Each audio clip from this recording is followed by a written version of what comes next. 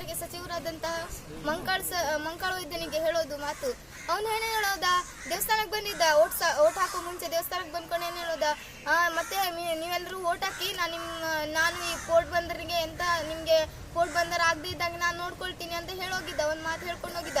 ಈಗೆಲ್ಲ ಹೋದ ಸರ್, ಮೀನುಗಾರರಿಗೆ ಎಳ್ಕೊಂಡು ದಬ್ಬಾಳಿಕೆ ಮಾಡ್ಕೊಂಡು ಎಲ್ಲರಿಗೂ ಜೈಲಿಗೆ ಹಾಕಿದ್ದಾರೆ ಮಂಗಿ.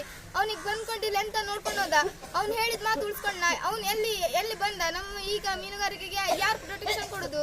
ಪೊಲೀಸರಿಗೆ, ಕಂಪ್ನಿಯವರಿಗೆ ಪೊಲೀಸ್ ಪ್ರೊಟೆಕ್ಷನ್ ಇದ್ದಾರೆ, ಅಧಿಕಾರಿಗಳು ಪ್ರೊಟೆಕ್ಷನ್ ಇದ್ದಾರೆ, ಮತ್ತೆ DC ಅವರು ಅವರಿಗೂ ಪ್ರೊಟೆಕ್ಷನ್ ಇದ್ದಾರೆ. ಮೀನುಗಾರರಿಗೆ ಯಾರು ಪ್ರೊಟೆಕ್ಷನ್ ಇದ್ದಾರೆ?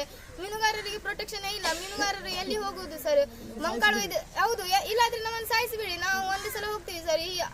ಒಬ್ರು ಆ ಕಡೆ ಒಬ್ರು ಈ ಕಡೆ ಎಲ್ಲ ಒಂದ್ ಕಡೆ ದಿಕ್ಕಾಪಾಲ ಆಗೋದ್ಕಿಂತ ಎಲ್ಲರಿಗೂ ಒಂದೇ ಸಲ ದಯಾಮರಣವನ್ನ ಕೊಡಿಸಿ, ನಮ್ಗೆ ರಾಷ್ಟ್ರಪತಿಗಳಿಂದ ದಯಾಮರಣವನ್ನ ಕೊಡಿಸಿ ಅವ್ರು ಹೇಳ್ಕೊಂಡು ಹೋಗುದು. ಮತ್ತೆ ಸರ್ ಎಂತ ಮಾಡಿದ್ರಂತೆ, ಅವರು ರಾತ್ರಿ ಬಂದಿದ್ದಾರೆ ಸರ್, ನೈಟ್ 9:30 ಆಗಿದೆ ಅವ್ರು ಬರುವಾಗ.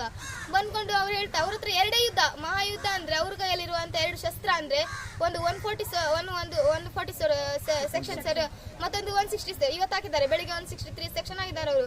ಸೆಕ್ಷನ್, ಅವ್ರ ಲಾಠಿ, ಅವ್ರ ಹಗ್ಗ ಎಲ್ಲದೂ ಅವ್ರ ಯುದ್ಧ ಸರ್. ನಮ್ಗೆ ಎಂತ ಮಾಡ್ಲಿಕ್ಕೆ ಆಗೋದಿಲ್ಲ ಸರ್. ಮತ್ತೆ ಈಗ ನಾವು ಇಷ್ಟೊಂದು ಹೋರಾಟ ಮಾಡ್ತಿದ್ದೀವಿ, ಯಾರು ನಮ್ಮ ಊರಿಗೆ ಬಂದು ನಿಮ್ಗೆ ಈ ತರ ಆಗ್ತಿದೆ ಅಂತ ಯಾವ MLA ಅಧಿಕಾರಿ ಬಂದಿದ್ದಾರೆ ಸರ್? ಆದ್ರೆ ಒಂದೇ ಮಾತಾಡುದು, ಮಾಡಿಸ್ತೀನಿ ಅಂತ. 4 ವರ್ಷ ಆಯ್ತು ಅವ್ನು ಮಾಡಿಸ್ತೀನಿ, ನಾವು ರಕ್ಷಣೆ ಕೊಡ್ತೀವಿ ನಿಮ್ಗೆ ಅಂತ ಹೇಳಿ 4 ವರ್ಷ ಆಯ್ತು. ಈಗ ಮೀನುಗಾರರು ಬೀದಿ ಪಾಲಾಗಿದ್ದಾರೆ. ಇನ್ನೂವರೆಗೂ ಅವನಿಗೆ ಎಚ್ಚರ ಆಗ್ಲಿಲ್ಲ. ಅವನು ಎಲ್ಲಿ ಕೂತಿದಾನೋ ಎಂತ ಏನೋ ಬಂದುಕೊಂಡಿಲ್ಲ, ಒಂದು ನೋಡ್ಕೊಂಡು ಎಂತಾದ್ರೂ ಹೇಳು ಅಂದ್ರೆ ಅವನು ಇಲ್ಲ. ಇವತ್ತು ಮೀನುಗಾರರು ಎಲ್ಲರೂ ಹೋದ್ರು, ಅವ್ನು ಯಾವಾಗ ಬರುದು? ಮೀನುಗಾರಿಕೆ ಸಚಿವ ಅಲ್ಲ ಅವನೆಲ್ಲೋದ? ಹೇಳ್ಕೊಂಡು ಮಾತೆಂತ ಅವನು? ಬರ್ತೇನೆ, ನಿಮ್ಮೊಟ್ಟಿಗೆ ಇರ್ತೇನೆ, ನಾನಿರ್ತೆ, ಇವ್ರಿರ್ತರು ಬರ್ತರು ಅಂತ ಹೇಳ್ಕೊಂಡು ಇವತ್ತು ಬಂದ. ಎಲ್ಲ ಮೀನುಗಾರರಿಗೆ ಕರ್ಕೊಂಡೋದ್ರು ಸರ್. ಅವನು ಬರ್ಲಿಲ್ಲ. ನಿಮ್ಗೆ ಓಟ್ ಹಾಕ್ಸುವಾಗ ಮಾತ್ರ ಮೀನುಗಾರ ಬೇಕು, ಬಾಕಿ ಟೈಮಲ್ಲಿ ಮೀನುಗಾರರೆಲ್ಲ ಸತ್ತೋಗ್ತಾರೆ ನಿಮ್ಮ ಪಾಲಿಗೆ. ನೋಡು, ಈ ವಿಡಿಯೋ ನೋಡು, ಮೀನುಗಾರರು ಎಷ್ಟು ಜನ ಕರ್ಕೊಂಡು ಹೋಗಿದ್ದಾರೆ ನೋಡು. ಅವರೆಲ್ಲ 4 ಗಂಟೆ ಒಳಗಡೆ ಇರ್ಬೇಕು, ಊರಲ್ಲಿ ಸೇರಿಸ್ಬೇಕು.